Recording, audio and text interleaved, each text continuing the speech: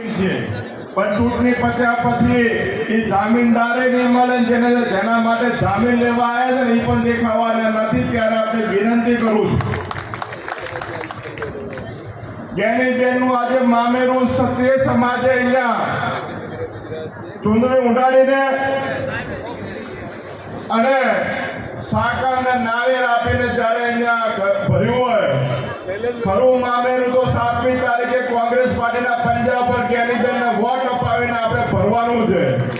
અને 4મી તારીખે જ્યારે પરિણામ આવે અને જ્ઞાનીબેનનો જો વિજયનો વરઘોડો જગાનાથી ભીમા સુધી નીકળે અને પછી જ્ઞાનીબેન મોમેરાની માતા લઈને આવે તો સૌથી વધુ રાજી આ ક્ષત્રિય સમાજ થવો જોઈએ એ વિનંતી કરવા માટે હું આવ્યો છું.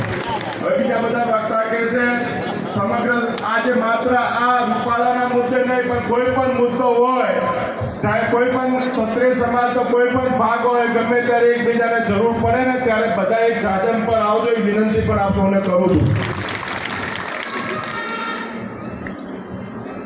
આજે ક્ષત્રિય સમાજની વ્યાખ્યા કોણ? એના બ્રહ્મ સમાજના ક્ષત્રિયો